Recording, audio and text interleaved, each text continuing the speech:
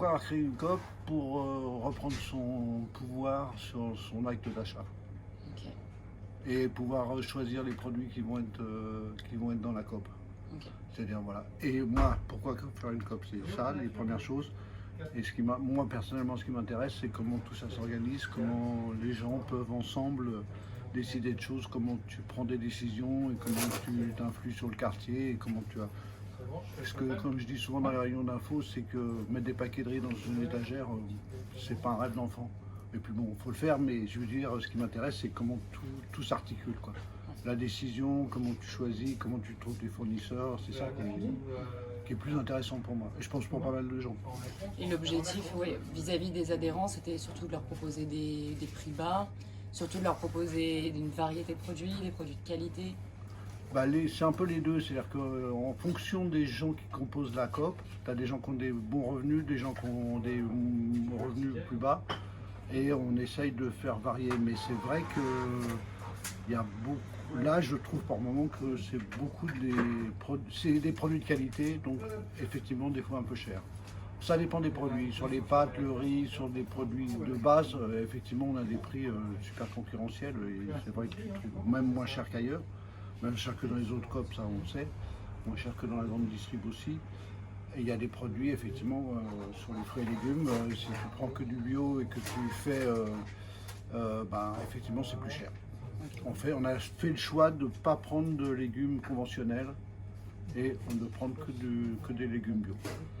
C'est un choix qu'on a fait à un moment et moi je l'approuve, c'est-à-dire que je préfère acheter moins et avoir des produits, même s'ils sont un peu plus chers de qualité, que d'acheter pour toi 3 kilos de produits de merde comme tu as dans les supermarchés. Ça veut dire si, ça veut dire que tu vas prendre des produits qui vont venir d'Espagne, qui sont faits sous serre par des travailleurs marocains non payés. Et moi, je pense que c'est pas dans ma philosophie. Effectivement, ce que je dis, je préfère manger moins mais mieux. La qualité, la variété des produits, elle prône un peu sur les prix bas. Bah, c'est-à-dire que oui, c'est ça. C'est-à-dire qu'en fait, si tu regardes, les labels sont faits pour ça. AB, c'est le label de base. Tu as Déméter qui garantit, qui fait que ça soit de la permaculture et qui est bon, pas de pesticides, tout le monde le fait. Et puis tu as des produits Nature et Progrès qui font à la fois c'est bio, pas de pesticides, la permaculture et entretien des sols et la condition de travail, des travailleurs dans l'entreprise. Et ça, effectivement, ça a un prix. Et ça a un prix, faut être prêt à le payer. Mm. Parce que si tu as des travailleurs bien payés en France, voilà, Ça coûte ce que ça coûte. bah, ça coûte plus cher que les Roumains ou exploités ou des produits qui viennent du sud de l'Espagne. On travaille avec des Espagnols, on travaille avec des Siciliens, mais donc les produits viennent de loin pour les oranges et les agrumes, mais c'est une coopérative ouvrière de production avec qui on a discuté et qui ont à peu près la même philosophie que nous. Je ne suis pas contre le fait que on fait venir des produits de Grèce aussi. Je ne suis pas contre de travailler avec des gens qui sont loin, mais s'ils ont la même philosophie autour des produits et de la vie et de la politique que nous.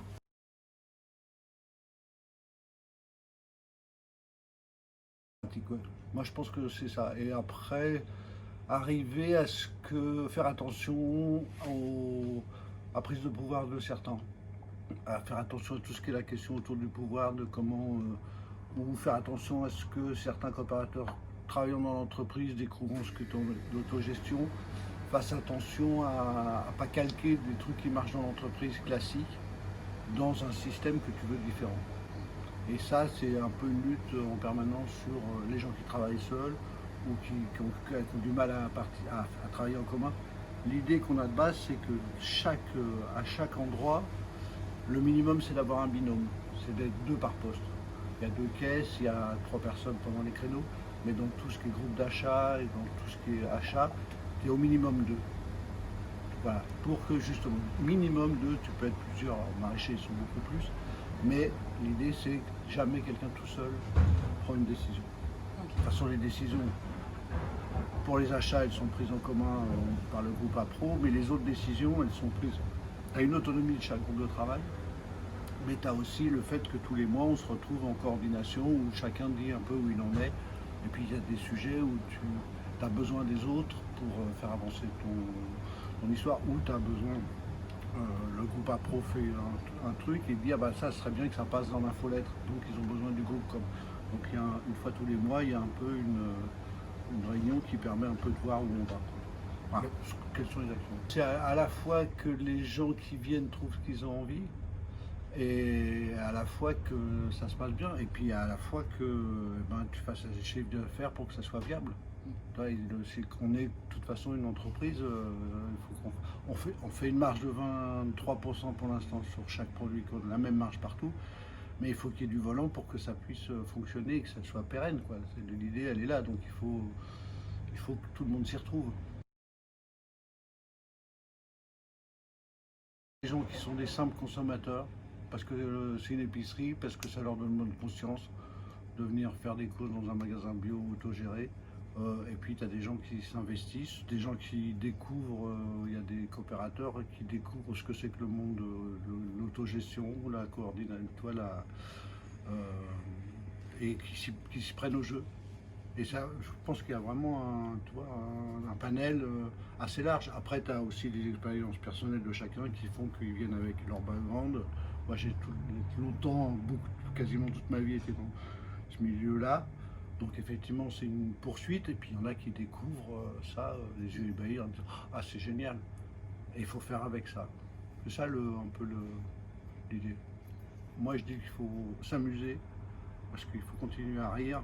Ouais, c'est ça, faire les choses qui t'intéressent et arriver à continuer à faire ça avec plaisir.